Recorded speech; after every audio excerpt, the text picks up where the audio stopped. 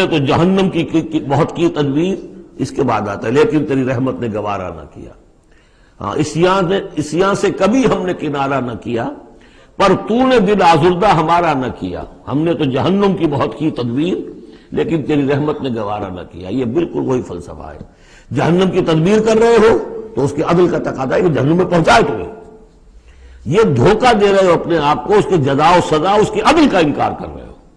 یہ ہے اصل میں صورتحال کی جو سمجھ لینے کی ضرورت ہے کہ اس نے تمہیں بنایا، اس کا تسویہ کیا، اس میں عدل پیدا کیا، توازن پیدا کیا، پھر تمہیں جس طرح چاہا جوڑ دیا. کسی کی ناک بڑی بنا دی، کسی کی آنکھیں بڑی بڑی بنا دی، جو چاہا اس نے کیا. آپ نے اپنے فیچرز خود تو چوز نہیں کیے ہیں کہ اپنی مرضی کے مطابق بنا دیے گئے ہیں، آپ کی مرضی کے مطابق. حضرت حسان ابن ثابت نے کہا ہے حضور کے بارے میں کہ کأنک خلقت کما تشاء، اے نبی ایسے معلوم ہوتا ہے کہ آپ کو تو پیدا کیا گیا جیسا کہ آپ نے چاہا. آپ کا حسن جو ہے وہ اپنی جگہ پر ایک شے تھی، وہ ایک اعجازی صورت ہے. ظاہر بات ہے انسانوں کو جو بھی ملتا ہے وہ تو اپنا ان کا چوائس کوئی نہیں. فی ای صورت ما شاء رکبک، مختلف اجزاء کو جس صورت میں چاہ جوڑ دیا. کلا بل تکذبون بالدین، اصل بات کیا ہے کہ تم جزا و سزا کا اور عدل کا انکار کر رہے ہو. وَإِنَّ عَلَيْكُمْ لَحَافِظِينَ، جبکہ ہم نے تمہارے اوپر محافظ فرشتے بھیجے ہوئے ہیں. یہ تو پھر سب ایکسرسائز ان فیوٹیلٹی ہوئی. کائے کو ہم نے فرشتے بھیجے؟ خام خواہ کو دو سنتری تمہارے ساتھ ہم نے بٹھا رکھے کائے کے لیے؟ اگر جزا نہیں، سزا نہیں، پکڑ نہیں، محاسبہ نہیں، کچھ نہیں تو یہ کیا ہے؟ ہم نے کائے کے لیے کیا. وَإِنَّ عَلَيْكُمْ لَحَافِظِينَ كِرَامًا كَاتِبِينَ، وہ بڑے باعزت فرشتے جو لکھ رہے ہیں. يَعْلَمُونَ مَا تَفْعَلُونَ، جو جانتے ہیں جو کچھ تم کر رہے ہو. یہ چیز اللہ نے پھر کائے کے لیے کی ہے؟ یہ سب جیسا کہ میں نے کہا ایکسرسائز ان فیوٹیلٹی ہے. یہ تو عبث ہے، کار عبث. اور اللہ تعالیٰ کوئی کار عبث بیکار نہیں کرتا. تو نتائج نکلیں گے. نتائج کیا ہیں؟ ان الابرار لفی نعیم، نیکوکار اللہ کے وفادار بندے وہ ہوں گے نعمتوں میں. وَإِنَّ الْفُجَّارَ لَفِي جَحِيمٍ، اور جو فاسق و فاجر ہوں گے، جو کہ اپنی نفس کی شہوات و خواہشات کے بندے ہوں گے، لفی جہیم، وہ جہنم میں ہوں گے. یصلونھا یوم الدین، داخل ہوں گے اس میں یوم الدین کو، جزا و سزا کے فیصلے کا دن. وما ہم عنہا بغائبین، پھر وہ وہاں سے کہیں جا نہیں سکیں گے، غائب نہیں ہو سکیں گے. وہاں سے نکلنے کا کوئی سوال نہیں، وہاں سے بھاگ جانے کی کوئی جگہ نہیں. وما ادراک ما یوم الدین، اور تمہیں کچھ پتا ہے، کسی نے کچھ بتایا ہے یوم الدین کیا ہے؟ ثم ما ادراک ما یوم الدین، پھر تمہیں کچھ اندازہ ہوا ہے کہ یوم الدین کیا ہے؟ یوم لا تملک نفس لنفس شیئا والامر یومئذ للہ، جب کسی جان کو کسی دوسری جان کے لیے کوئی اختیار حاصل نہیں ہوگا، اور امر کل کا کل اللہ کے ہاتھ میں ہوگا. والامر یومئذ للہ، لمن الملک اليوم للہ الواحد القہار. واتقوا یوما لا تجزی نفس عن نفس شیئا ولا يقبل منها شفاعۃ ولا یؤخذ منها عدل ولا هم ينصرون. وہ دن جانتے ہو وہ دن؟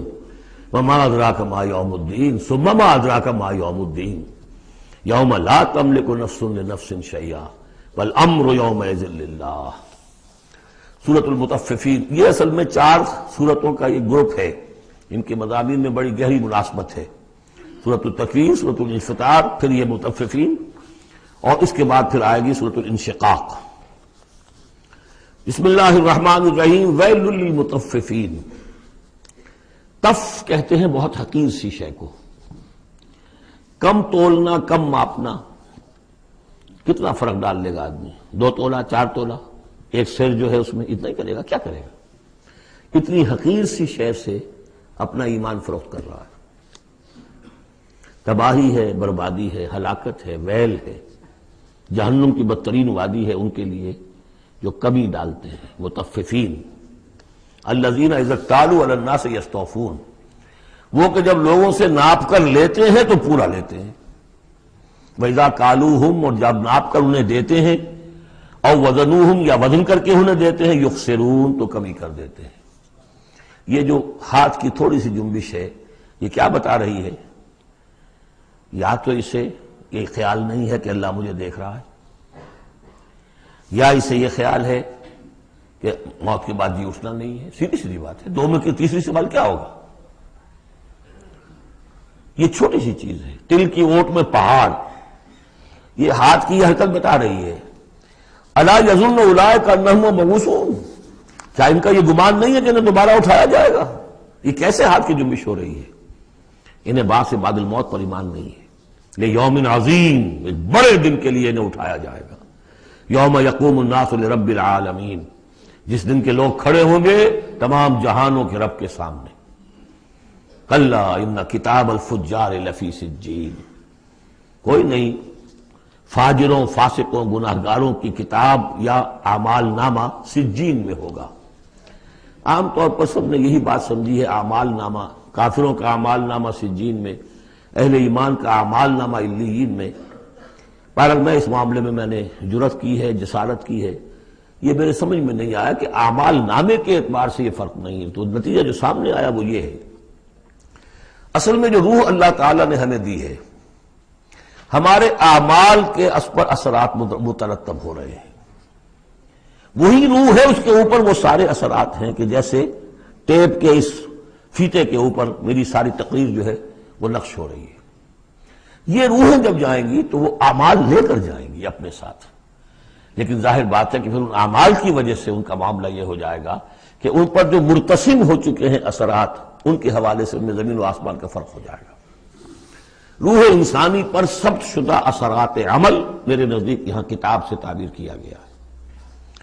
کلا ان کتاب الفجار لفی سجین، ان کی جو ارواح کے ساتھ وہ جانیں ہوگی جس کے اندر کہ وہ ان کے اعمال کے اثرات آ گئے ہیں، وہ سجین میں ہو گئے۔ سجن کہتے ہیں جیل خانہ، تو یوں سمجھیے کہ ایک محافظ خانہ ہوتا ہے ڈپٹی کمشنر کے دفتر میں، جہاں بڑے پرانی فائلیں جمع ہوتی ہیں، تو سجین وہ بھی محافظ خانہ جیل کی طرح ہوتا ہے، اس میں بھی سلاخیں لگی ہوتی ہیں۔ وما ادراک ما سجین، اور کیا تم نے سمجھا سجین کیا ہے؟ کتاب مرقوم، لکھا ہوا ہے، ایک کتاب ہے لکھی ہوئی، یعنی اصل میں وہ پوری جان اور وہ روح جو ہے جس کا کہ ایک مشترک ملغوبہ لے کر فرشتہ جا رہا ہے، اسی میں ان کے تمام اعمال کے اثرات ثبت ہیں۔ کتاب مرقوم ویل یومئذ للمکذبین، تباہی اور ہلاکی اور بربادی ہے اس دن جھٹلانے والوں کے لیے۔ الذین یکذبون بیوم الدین، جو جھٹلا رہے ہیں جزا و سزا کے دن کو۔ وما یکذب بہ الا کل معتد اثیم، اور نہیں جھٹلاتا اس دن کو مگر وہی کہ جو معتد ہے، حد سے تجاوز کرنے والا اور گناہگار ہے، وہ فیس نہیں کرنا چاہتا۔ وہ جو میں نے مثال آپ کو دی ہے بہترین، کہ کبوتر جو ہے بلی کو دیکھنا نہیں چاہتا، اب بلی کو وہ غائب تو نہیں کر سکتا، بھگا نہیں سکتا، اپنی آنکھیں تو بند کر سکتا ہے نا، وہ آنکھیں بند کر لیتا، اس سے یہ کہ بلی غائب تو نہیں ہو جائے گی۔ اسی طرح یہ اصل میں جو اپنے گناہ ہیں، اپنی جو حرام خوریاں ہیں، اب چونکہ فیس نہیں کرنا چاہتے قیامت کے دن کو، اس لیے اس کا انکار کر دیتے ہیں۔ اذا تتلی علیہ آیاتنا قال اساطیر الاولین، اور جب ان کو پڑھ کر سنائی جاتی ہیں ہماری آیات تو کہتے ہیں یہ تو پچھلوں کی نقلیں ہیں، وہی باتیں چلی آ رہی ہیں۔ کلا بل ران علی قلوبہم ما کانوا یکسبون، نہیں، اس کے برعکس صورت یہ ہو چکی ہے کہ انہوں نے جو کچھ اب تک کمائی کی ہے، جو کرتوت کمائے ہیں، اس کی وجہ سے ان کے دلوں پر زنگ لگ گیا ہے، دل پر زنگ آ گیا ہے۔ اب قرآن کا آئینہ سامنے آیا، کیسے جگمگائے؟ شیشہ جو ہے وہ تو زنگ آیا ہوا ہے، اس کے اندر تو چمک ہے ہی نہیں۔ تو سمجھ لیجئے کہ یہ قلب جو ہے، اس کے اندر جو روح ہے، اوپر کا شیشہ جیسے چمنی تھی، گلوب تھا، یا جیسے لالٹین کی کوئی چمنی ہوتی تھی، اس پہ دھواں بہت آ گیا تو اندر کی روشنی باہر نہیں آ سکتی، باہر کی روشنی اندر نہیں جا سکتی، اندر وہ چراغ جل بھی رہا ہے تو روشنی تو نہیں آئے گی، دھواں آ گیا ہے، نہ باہر سے کچھ آئے گی۔ تو روح جو ہے وہ اندر ہے، لیکن اوپر زنگ لگ گیا ہے، قلب کے اوپر وہ زنگ لگ گیا ہے۔ کلا بل ران علی قلوبہم، اسی کو ایک حدیث میں حضور نے فرمایا ان ہذہ القلوب لتصدع، ان دلوں کے اوپر زنگ آ جایا کرتا ہے، کما یصدع الحدید اذا اصابہ الماء، جیسے کہ لوہے پر زنگ آ جاتا ہے اگر پانی پڑتا رہے اس پر۔ تو صحابہ نے پوچھا فما جلاؤھا یا رسول اللہ، تو اللہ کے رسول، ہم ہماری تلواروں کو اگر زنگ لگ جاتا ہم سیکل کرتے ہیں، پالش کرتے ہیں، پھر جگمگا اٹھتی ہے، تو اس کی بھی کوئی جلا ہے کہ نہیں؟ فرمایا ہاں ہے، کثرت ذکر الموت و تلاوت القرآن، دو چیزوں کی کثرت کرو، یاد رکھو مرنا ہے، یہاں رہنا نہیں ہے، جانا ہے، اور نمبر دو کثرت کے ساتھ قرآن پڑھو، یہ قرآن یاد کراتا رہے گا، تذکرہ ہے، یاد دہانی ہے، تذکرہ ہے، یاد دہانی۔ کلا بل ران علی قلوبہم